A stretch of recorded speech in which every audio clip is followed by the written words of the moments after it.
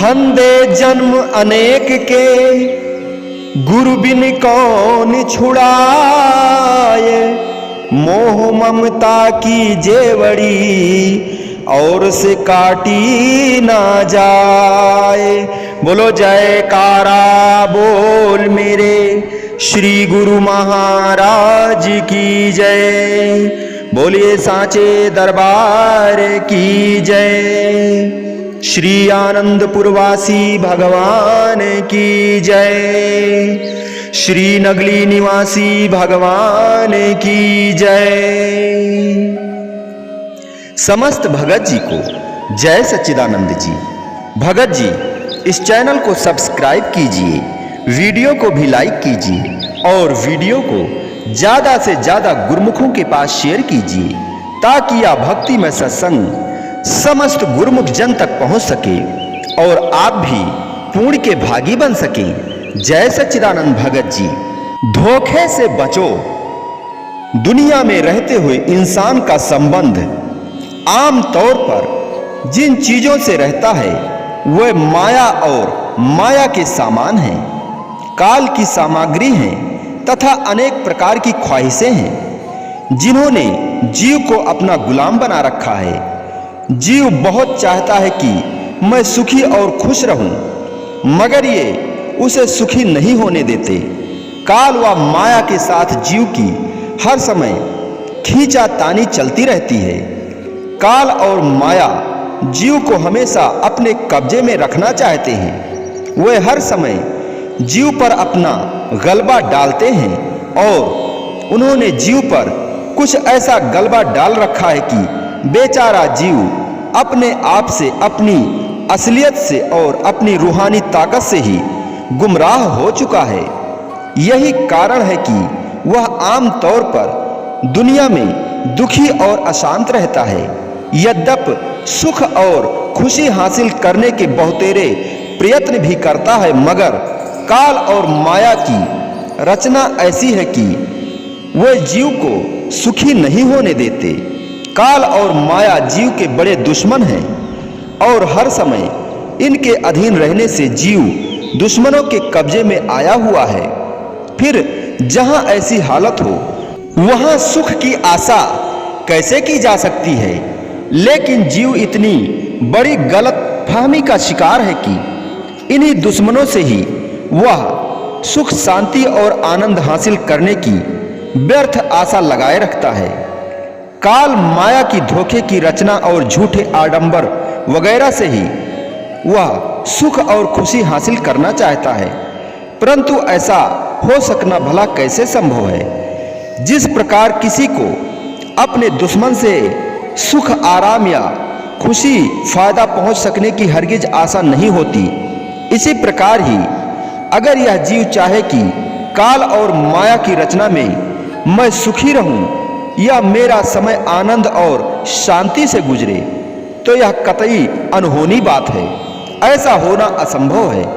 यह काल और माया की जितनी भी सुंदर सुंदर लुभावनी रचना है, यह फकत देखने मात्र को ही सुख रूप है, परंतु वास्तव में यह दुख और अशांति की बुनियाद है।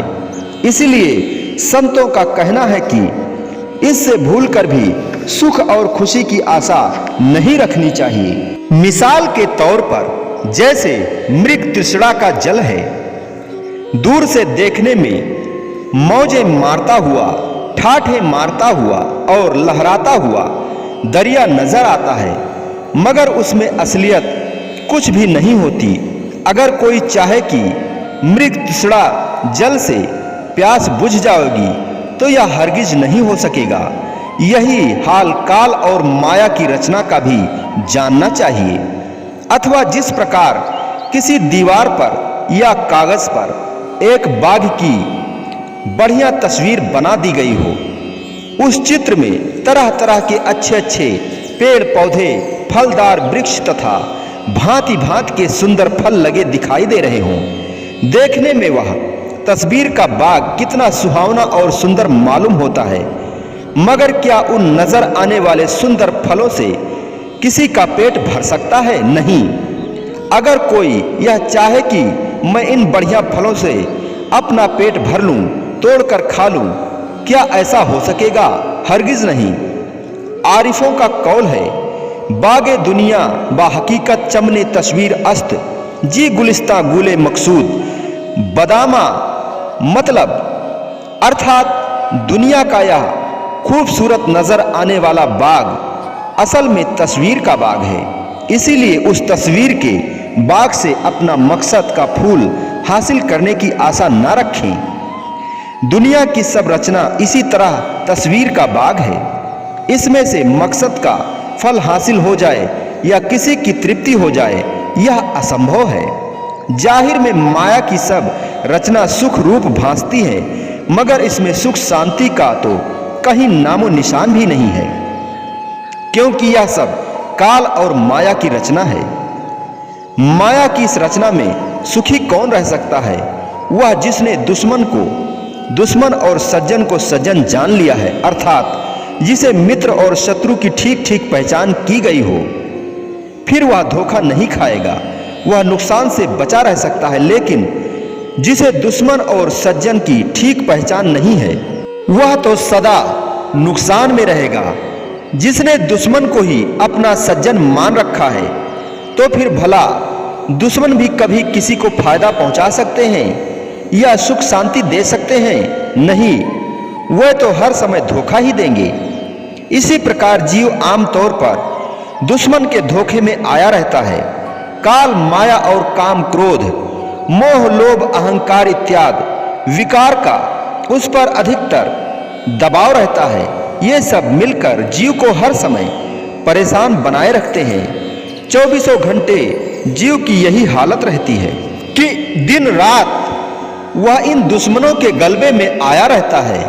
ये काल और माया सुख दिखाकर दुख देते हैं, खुशी के सामान दिखलाकर गमी बख्शते हैं। जाहिर में तो अच्छे अच्छे और मन को लुभावने वाले मायावी पदार्थ दिखलाते हैं, मगर इनमें असलियत कुछ भी नहीं। संतों ने माया के सुखों के बारे में कहा है, ये मीठे फल जहर भरे हैं, सुख थोड़ा और विपत घनेरी। ये जो लुभावने नजर आने वाले सामान, पदार्थ और दुनिया की चीजें अच्छी भासती हैं, ये असल में अच्छी नहीं। ये तो इस तरह है जैसे जहर की गोली पर शक्कर चढ़ी हुई है। बाहरी स्वाद मीठा है, मगर अंदर जहर भरा हुआ है। सोचो यह कितना बड़ा धोखा है। बस इसी प्रकार बेचारा जीव धोखे में पड़ा हुआ है। जब कभी उत्तम भाग से और पुण्य प्रताप से ऐसा अवसर मिले कि सत्पुरुषों की संगति, सुहबत और उनके पवित्र सत्संग का अवसर मिले, जब ऐसा सुंदर मेल संयोग भाग से बने और सच्चे सद्गुरु का मिलाप हासिल होवे, तब कहीं जाकर असलियत की समझ आ सकती है। तथा फिर जब महापुरुष अपने सत उपदेश से असलियत को समझाएं, उनके वचन में दृढ़ विश्वास भी पैदा होवे, तब तो धोखे से बच सकता है। अन्यथा आम तौर पर सब दुनिया धोखे का शिकार है। इसीलिए महापुरुष समझाते हैं कि ऐ जीव, दुश्मनों से अपना बचाव कर, माया के गलबे में मत आ, क्योंकि यह दुश्मन का फंदा है। माया से बचने के लिए महापुरुष शब्द रूपी हथियार देते हैं और कहते हैं कि इस हथियार को संभाल और इसकी मदद से दुश्मनों के साथ युद्ध कर। इस तरह अपने आप को दुश्मनों से बचा ले। अगर महापुरुष के वचन पर विश्वास नहीं और उनके वचन को जीव सत्य नहीं मानता, तो फिर जन्म जन्मांतर से काल और माया के अधीन तो पहले से ही है, उसी तरह अब भी उनके अधीन बना रहेगा। इस प्रकार सत्पुरुष शब्द रूपी हथियार देकर जीव को दुश्मनों के कब्जे से जाने बचाते हैं। शरीर के निचले भाग अर्थात पिंड देश में माया और काल की रचना है, किंतु ऊपरी ब्रह्मांडी देश में काल और माया का जोर नहीं चल सकता। सूरत को शब्द से मिलाकर ऊपर ब्रह्मांडी देश में ठहराना है। जिस प्रकार दुश्मनों से बचने के लिए ऊपर मोर्चे पर बैठ जाते हैं या किले के अंदर रहकर दुश्मनों से बचते हैं, क्योंकि जो किले के अंदर या मोर्चे में है उस पर दुश्मन वार नहीं कर सकते और वह दुश्मन का मुकाबला आसानी से कर सकता है, वह दुश्मन पर काबू पा सकता है। इसी प्रकार ही काल और माया के हमलों से बचने के लिए सुरति को ऊपर ब्रह्मांडी देश में ठहराना है और शब्द रूपी हथियार के जरिए दुश्मनों पर काबू पाना है। ज्यों-ज्यों सुरति सदगुरु के शब्द और ध्यान से मिलेगी, त्यों-त्यों यह माया से बचेगी। यह सत्पुरुषों का यथार्थ वाक्य है।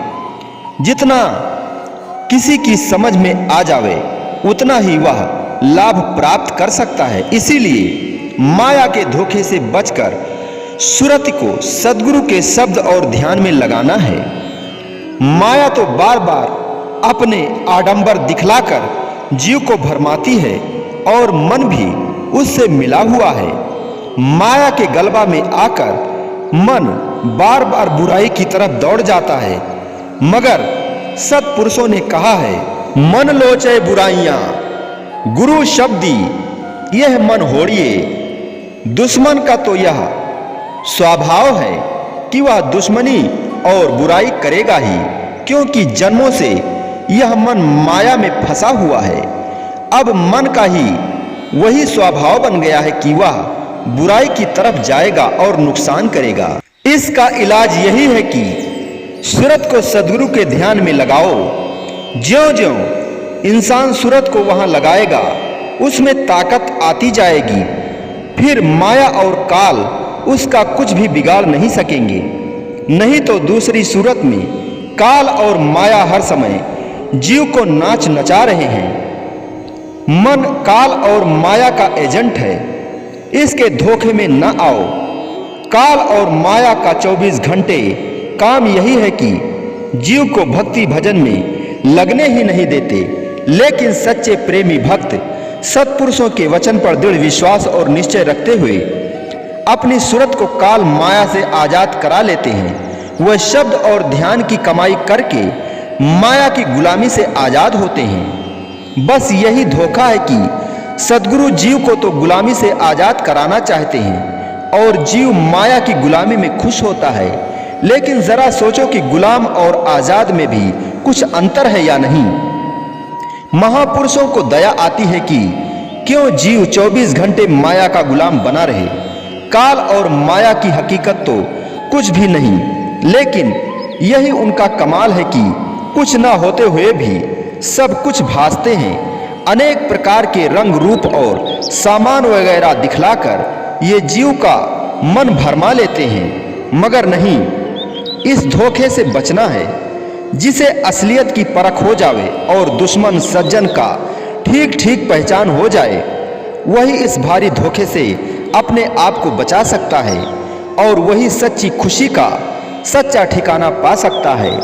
और जो गुरुमुख हमेशा सद्गुरु के नाम का ध्यान करता है और सद्गुरु का ध्यान करता है और अपने श्वासों में जो नाम का जाप करता है, हमारे हुजूर सद्गुरु दाता दीन दयाल जी ने जो हमें नाम दान दिया है, अगर वह हमेशा अपने श्वासों में नाम को चलाता रहता है तो काल और माया उसका कुछ भी नहीं बिगाड़ सकते और वह अंत में पूर्ण गति को प्राप्त होता है।